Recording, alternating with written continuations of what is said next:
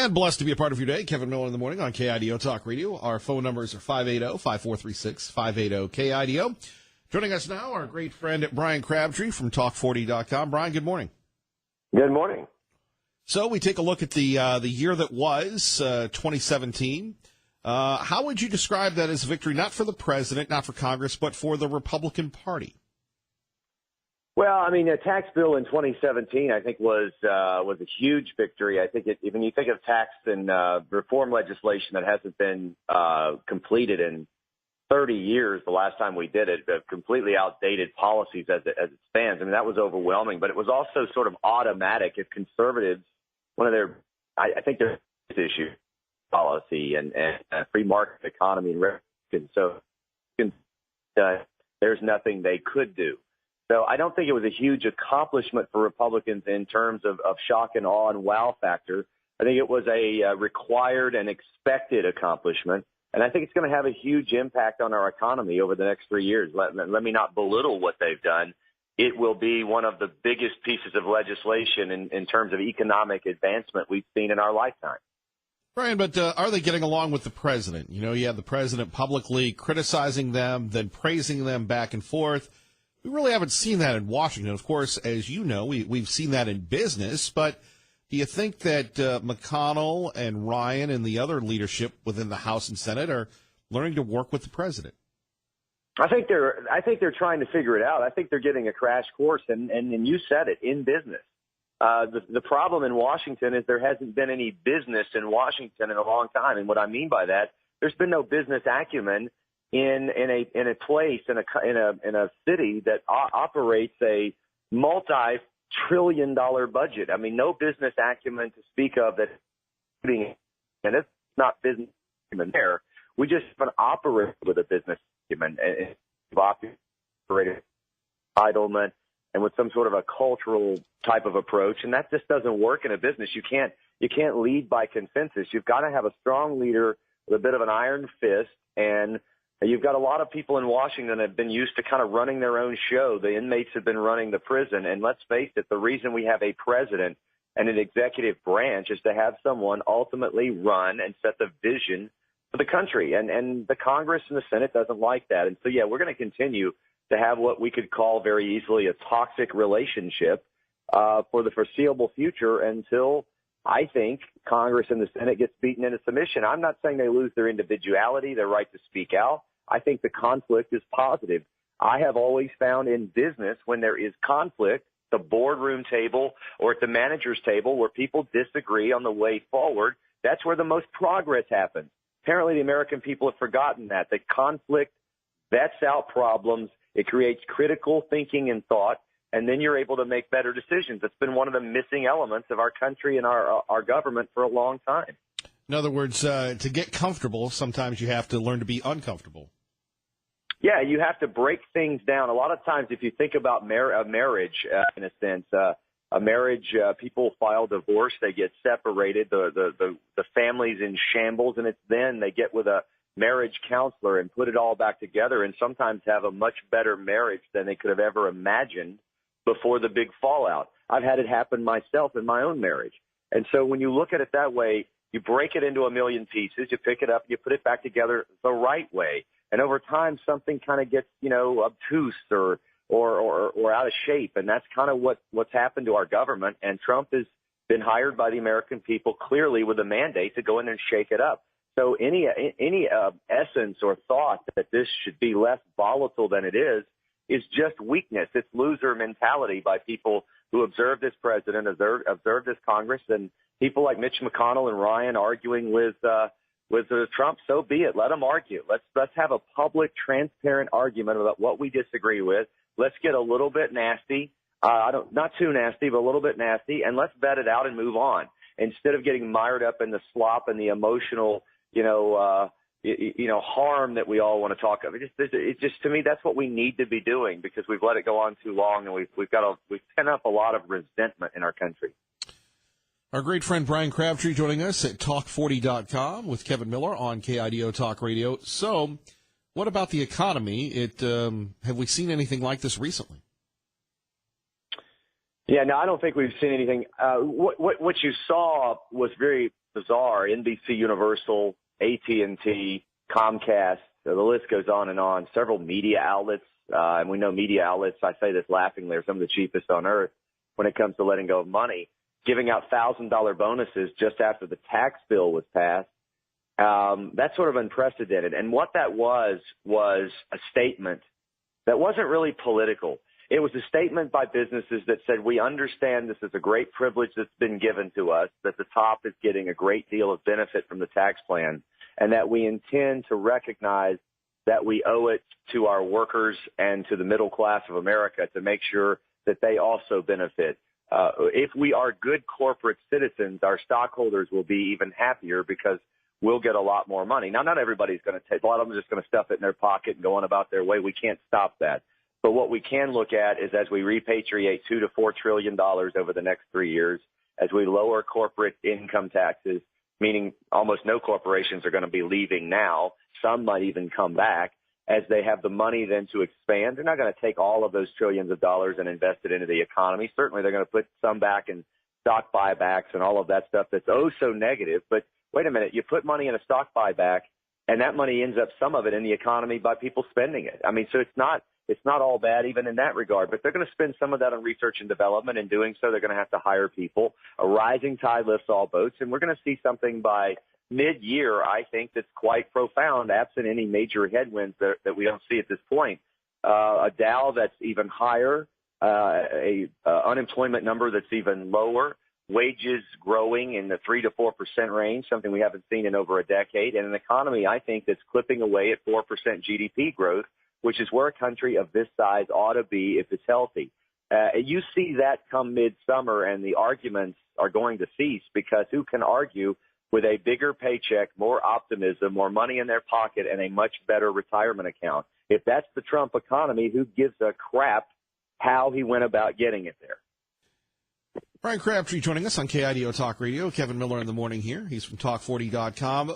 But, you know, one thing that seems to be an issue, that will continue to be an issue, it's the never-ending war, and this is the media versus the president. How do you see that ending, or ending at all? Well, I don't see it boding well for the media. I think the media, unbeknownst to them, is losing a lot of credibility.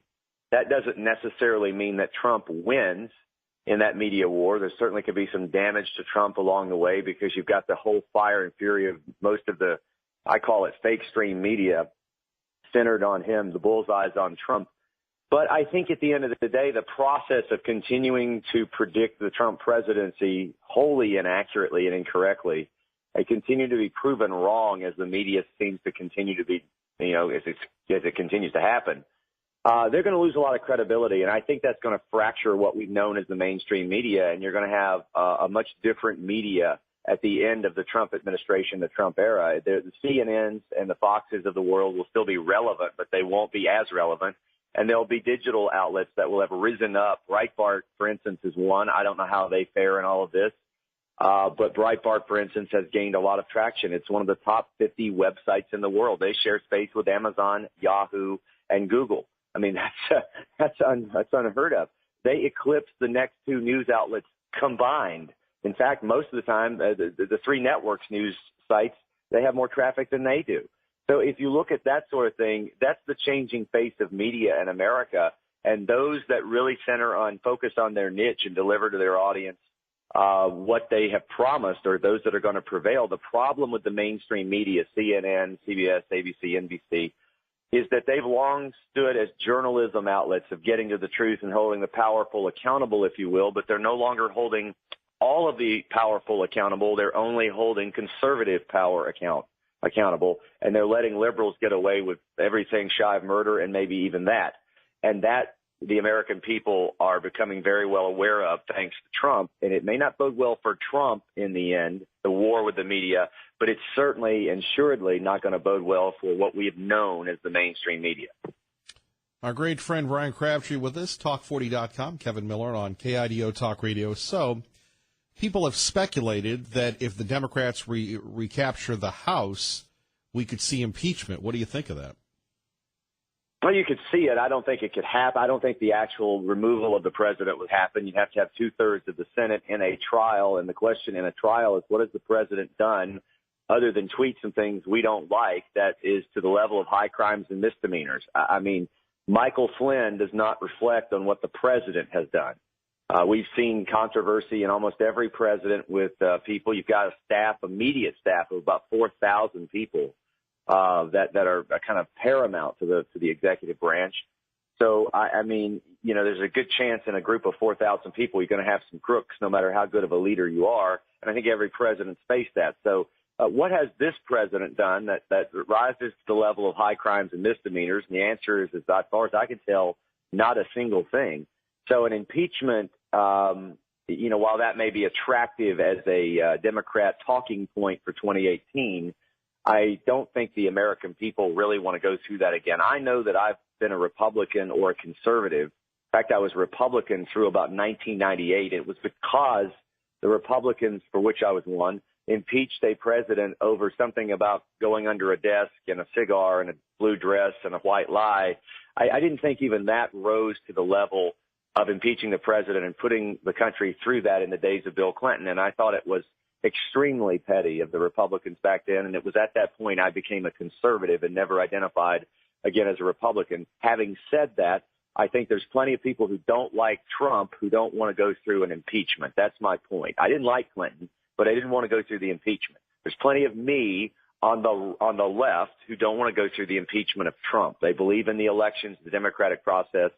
And just like we had to endure Obama, we have to endure Trump if we don't like him. Well, we'll hope that plays out. Again, there's nothing there, but, you know, you have people that are so consumed by the process and the media ginning up a story, Brian, as you know. Again, there's no win in that at all. And finally, when do you think Mueller is going to end this investigation? Or are we going to, you know, referencing the mid-'90s, are we going to have a midterm where we have this prosecutor, you know, continuing with this Russian investigation? It appears that there's nothing there. Well, there's a possibility that the political polarization of the Mueller team, which is very well documented, could play out this summer, early fall, which would be, in my view, politically timed and show just how big the deep state of our government is. On the other hand, he is a registered Republican, so there's some hope, I think, by April, May, June, he puts that investigation to an end. I think that's probably where we're looking right now. Just taking a best guess. Don't hold me to account on this, but I think April, May, June, he closes up the investigation, reveals a report of what he's found, and likely says that there's no evidence that Trump colluded with Russia or attempted in any way to collude with Russia to hack the election. Now, I wouldn't be shocked at all if they don't pull up some, 2003 tax violation in Trump's 10,000-page tax return. God forbid you look in that deep enough, you could find something wrong just to justify their existence. That's my biggest fear, is that kind of garbage comes to the surface, for which the American people, including me, don't really care about. But absent that, I think that's what we're looking at in the Mueller investigation. More people are probably going to be indicted. Certainly there's some shady characters that were around Trump during the election. Paul Manafort, I think, was one of them, his former campaign chair. He's already been indicted. There may be more people such as that. Brian Crabtree, Talk40.com on KIDO Talk Radio with Kevin Miller in the morning. Always appreciate it. And is Atlanta buzzing about the big game coming up between Alabama and Georgia? Oh, yeah. It's great. I'm not an Alabama or Georgia fan. I'm a UT Vols fan. But being in Georgia, it's sort of exciting because everyone here is excited. And what a timing to have it at the Mercedes-Benz Stadium, the brand new stadium, replacing the Georgia Dome. So tickets in the nosebleeds. I saw them on StubHub the other day are like $3,800 to sit up in the nosebleeds with binoculars. So that gives you some idea as to what people are thinking about this game in Georgia. Well, I'll watch it at home. It's too cold. I'll watch it at home, by the way, in the comfort in front of the fireplace on a television where I can actually see the people that are playing the game. I'm with you, but that stadium, that must be incredible. I mean, I used to go to the Dome all the time, so I couldn't imagine, just how big the new stadium is. Well, comparison, the former Georgia home of the Olympics, and I call this a luxury mansion in Beverly Hills. I mean, this stadium is basically like a high-end shopping mall inside. It is one of the most spectacular stadiums or venues, really, I've ever seen. I mean, it literally is like the high-end food court at a high-end shopping mall right next to a Neiman Marcus. It's really incredible. Brian, take care, sir.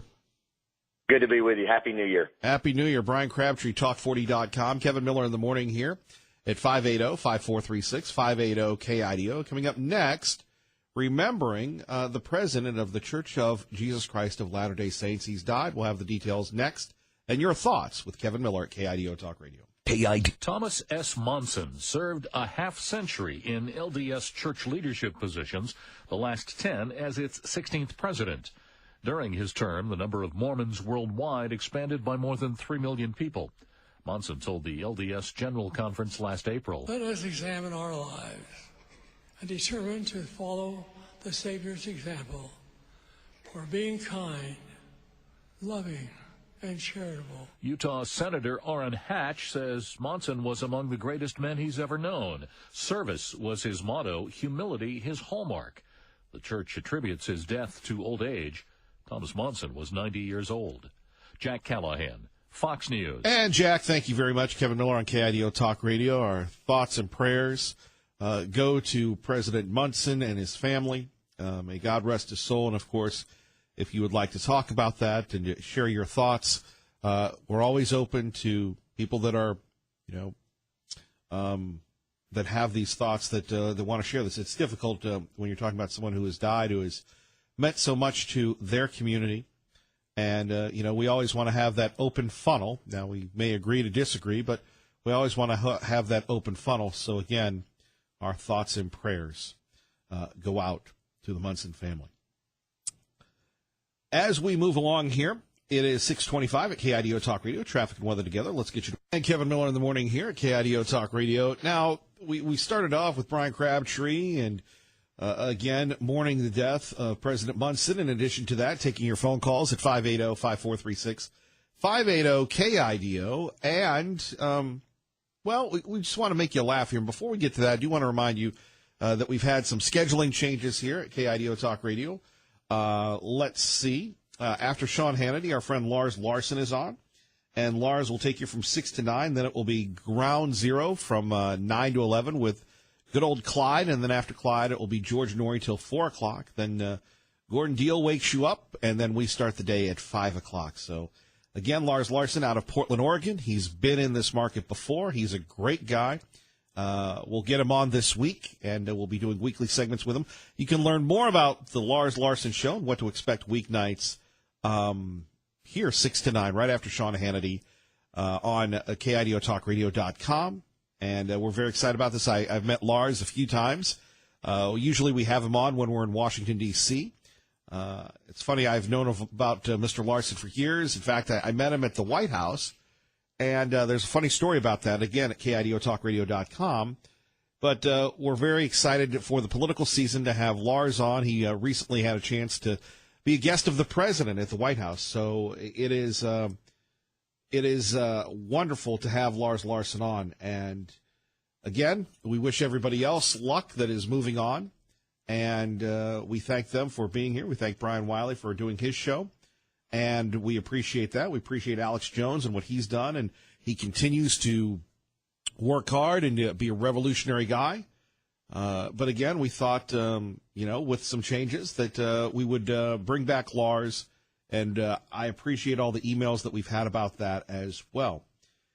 It is 6:28 at KIDO Talk Radio. Let me see if I can get out of this segment. Here we go. The city of Indianapolis being sued by a former courts official who says she was fired after she installed air fresheners to combat a co-worker's body odor. The federal suit filed by Amber Bridges says she was fired last year for creating a hostile work environment after the co-worker complained about the air fresheners. Bridges claims her firing was against the law in accordance with the Americans with Disabilities Act. She claims the co-worker's odor is a protected disability, and her association with the co-worker protects her. The Equal Employment Opportunity Commission has considered body odor a protected disability in some cases. Lisa Lacera, Fox News. Okay, coming up after the news, we'll get into this. So now body odor is a protected disability.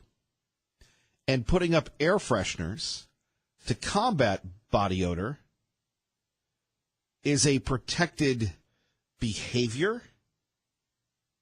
And now, since this woman has lost her job, we don't want anybody to lose their job. She's going to sue her former employer. Well, to me, it sounds like they were looking just for a way to get rid of her. We'll talk about it next. That's what we need. More lawyers, more lawsuits. Silly rabbit.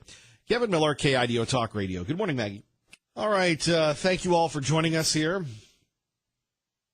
KIDO Talk Radio.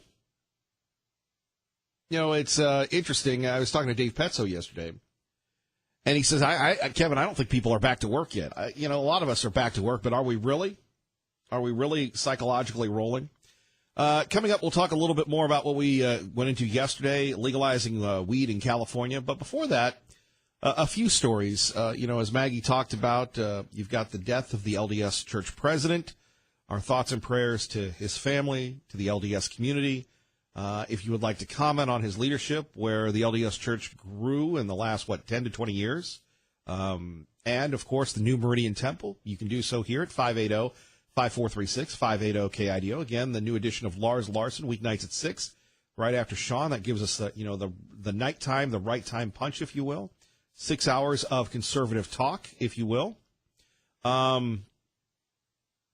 That is something that we're very proud of.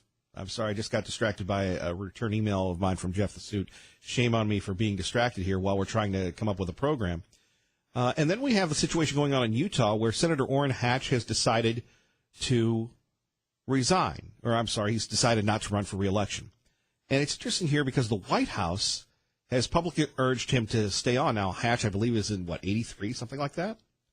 So Orrin Hatch, a beloved senator, someone that throughout the years has represented the West. But a lot of people say, well, you know something? I don't know if Senator Hatch is conservative enough, but this is what he had to say.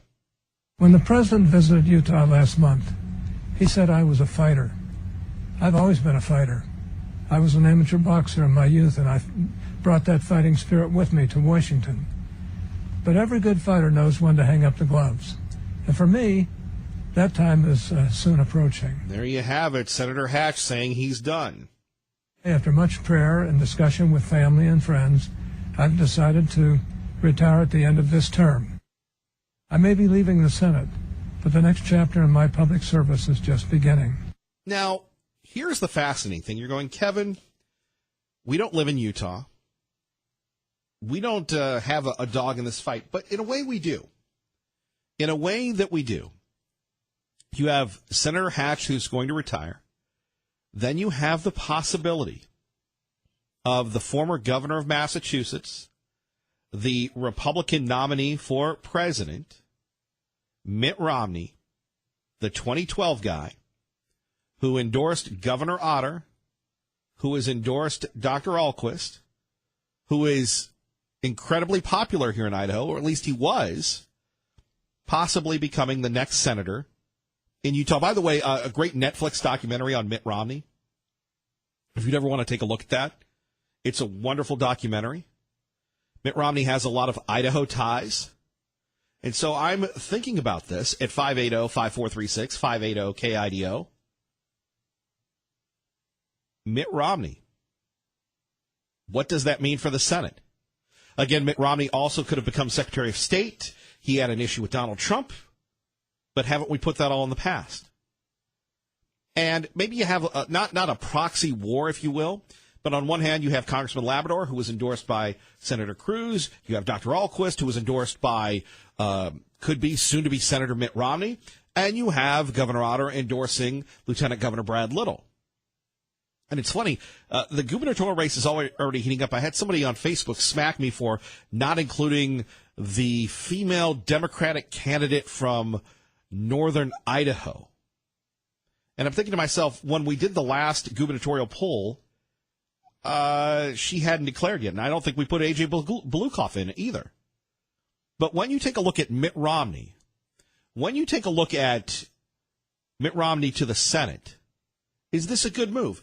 And many people in Idaho, they go, well, Mitt Romney, he's not a conservative. He's not this. But Mitt Romney is about optimism. Mitt Romney is about compromise. Is that the way to go?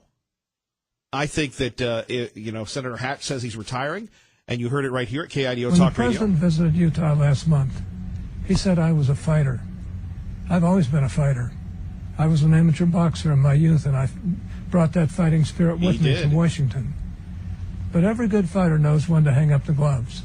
And for me, that time is soon approaching. By the way, the White House reacted to Senator Hatch leaving. Here is Sarah Sanders. The president certainly has the greatest and deepest amount of respect for Senator Hatch and his over 4 decades of experience in the Senate. He's particularly thankful for the senator's leadership and massive effort that he played and the role that he played in getting the tax cut and reform package passed. And the president certainly praises his service and is very sad to see Senator Hatch leave and knows that he will certainly be missed. We'll miss Senator Hatch. What about Senator Romney? 580-5436, 580-KIDO. Hank in Boise, good morning. You're on KIDO Talk Radio. Good morning. My first point, there are 2 points I'm going to bring up, is on the Mormon Church.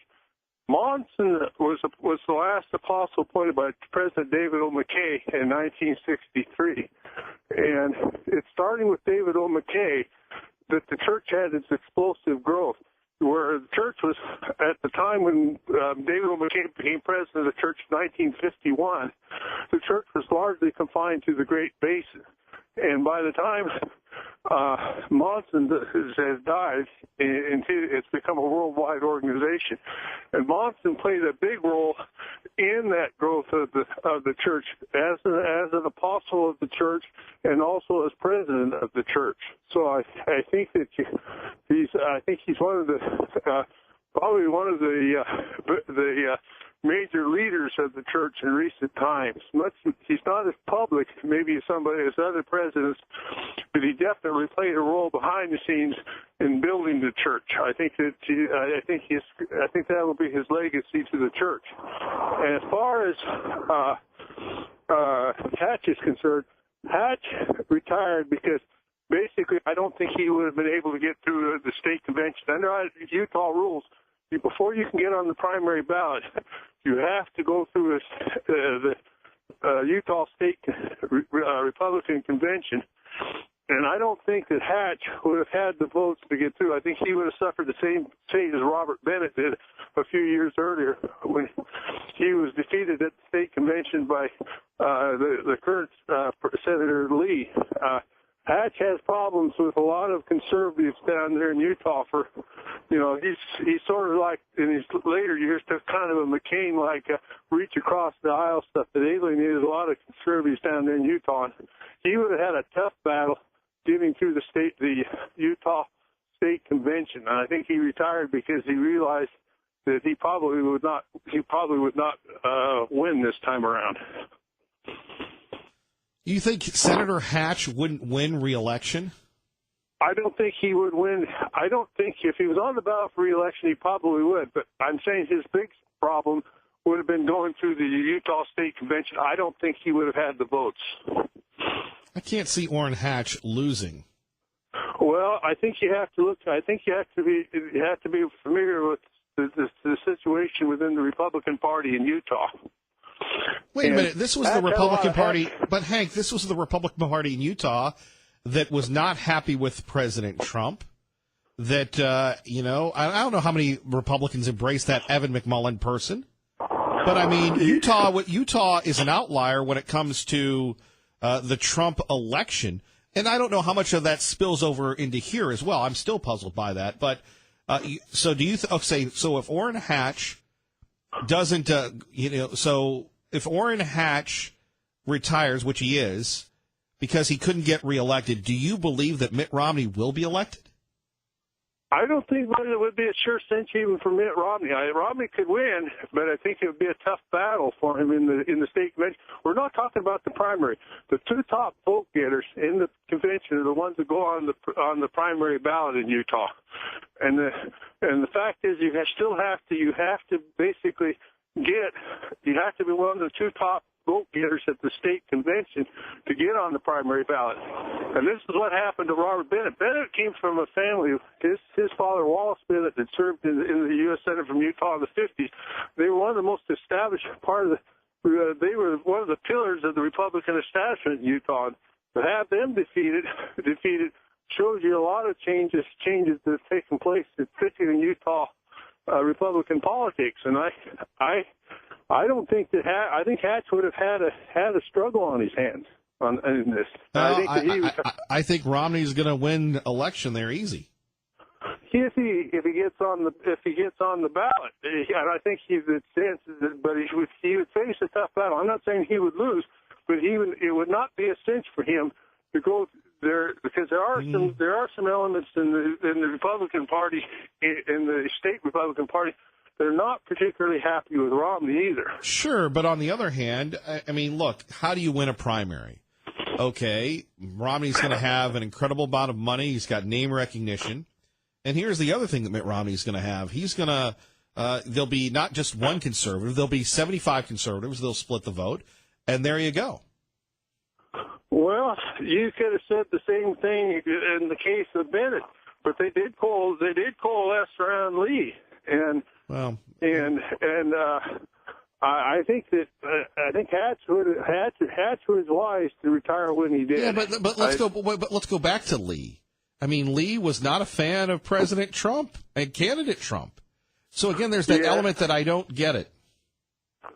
Well, yeah, but there's a lot of these people tended to vote for or other conservatives who I supported early in the election. But you can see this with Crapo and Simpson doing their little tap dance just before the election just before the election in 2016 over Trump. So I mean, you saw this factor going on in eastern Idaho. That's why you saw the tap dancing with Crapo and Simpson on it. The fact of the matter is... Yeah, but you could say, hold on, and that's the thing, Hank. By the way, our great friend Hank with us at KIDO Talk Radio, join the conversation now at 580-5436, but we could say that about, we'll just go with Mike Simpson. You have people going after him all the time, and whether it's the Club for Growth, whether it's this, whether it's that, and we can't say that he's propped up. He's tapped into the people in the 2nd Congressional District, and it doesn't matter who you have there. You're going to get 30% that are going to vote against him, but never close enough to get him. So does that mean that he reflects the will of the voters? Perhaps we're not as conservative as a lot of people think. Well, it comes down to Main Street politics. I mean, there's big advantages for a person who can bring home the bacon, and that's what Simpson does. I mean, you may not like his politics, you may not like a lot of his votes, but he protects the NLA. I mean, the big laboratory over there in Idaho Falls, and he like I said, he brings home the pork. And unfortunately, a lot of cases that's plays with it. That's the way Foley was. Foley wasn't necessarily always popular in Spokane, but Foley kept his seat for many years, essentially Republican seat in Spokane, by bringing home the bacon or the pork for a long time. Hank, so, we appreciate the call, and always love your insight here at KIDO Talk Radio. Well, thank you, and I sure appreciate your plug there. Well, it's always good to go back and forth. Oh, okay. Take care. Bye-bye. That's an interesting insight when Hank's talking about Senator Lee being elected and such. I understand that. But again, if you have – and look, money can't buy you power in politics, but it can go a long way, right? So you have Mitt Romney, beloved in Salt Lake. That's his home, right? Doesn't he live in Park City or something like that? Anyway, a champion of the West. Now people are going to say, Romney this, Romney. He was the Republican nominee. I can't see Mitt Romney losing. But does that mean it's a good thing? Kevin Miller, KIDO Talk Radio. And we continue on. Let's go to gentleman you just heard, Tom Munz, TomMunz.com, on KIDO Talk Radio. Good morning, sir. Hey, Kevin. Thanks for taking my call this morning. Thank you, Tom. Hold on. By the way, Happy New Year Frisky Tom. Well, thank you for bringing that back. Anyway, I wanted to chat a little bit. Hank. It was Hank's. Hank's got a lot of good information, Kevin. He's a good caller. I like listening to him, and I think he should keep doing what he's doing. But we were talking about Simpson and Crapo and all of that, and how Simpson keeps getting in office. And of course, I travel quite a bit, and so when I'm down in that area, I can, it's funny because most of the time when I talk to people, nobody likes him. I mean, he's okay as a person. They just don't like his politics. But what I find out mostly in the political realm is that people really only support a candidate for one reason, and usually that one reason benefits them directly. When Hank said, when you have Simpson that supports INEL, that's enough. I've got friends out here that are staunch, Second Amendment advocates, and they can't, and a lot of them can't see past that. So, if you have let's say Senator Patty Ann Lodge, for example, that in my district, she supports the Second Amendment, it doesn't really matter that she's heavily, embedded or connected with the healthcare industry or a variety of these other powerful corporations, and they don't realize the detrimental nature of single-issue voting. And I think that's why we continue to get what we get, and I think a lot of what we're going to deal with as we continue on until people become educated enough to know how all of the issues relate to one another. The Second Amendment, people will say, oh, well, we've got, the Second Amendment, we're going to defend the Second Amendment. I argue that it doesn't exist with the exception of being on paper, but they don't realize how other parts of the Constitution can utterly destroy the Second Amendment, which I would say doesn't exist anyway. You're saying the second, wait a minute. On KIDO Talk Radio at 6:55, you're saying the Second Amendment doesn't exist. Except on paper, yeah. That's what I'm saying. Okay, hold on. Let me take a quick breath here. In 30 seconds, back up your point, Tom. Prove it. The reason why the Second Amendment doesn't exist is because when you understand, at least my understanding of the Second Amendment, is that the Second Amendment was actually placed in the Bill of Rights, and the fact that it was something that the states gave no power to the federal government to do. So let me ask you something. Does the federal government have the ability to write gun law legislation? What's that? Yes. Okay, so the Second Amendment doesn't exist. Well, then here we go, though. Then then it goes back to the Supreme Court, right? I mean, if the federal government didn't have... No. Supreme Court can't make law. The Supreme Court can't make law. They interpret law. But, I mean, if that were the case, then the firearms ban wouldn't have existed during the Clinton years. You remember that. The assault weapons ban. That's what I'm saying. The federal government has no authority to be able to regulate firearms whatsoever, and they can't regulate anything other than the power that was specifically given to them through our Constitution. Oh, Clear. Then the speed limit wouldn't exist, and we've covered that. Oh, gosh, here we go again. That is my favorite Tom Munn story ever. I will share that with folks. I have to run, sir, but always appreciate you, and I know you're busy, but don't be a stranger, all right? I always appreciate you taking my call. Thanks. Thank you, Tom. Our great friend Tom Munns, TomMunns.com. Traffic and weather. And let's go to our friend Liberty Linda, who joins us now at KIDO Talk Radio. Good morning, Liberty Linda. Yes, good morning, Kevin.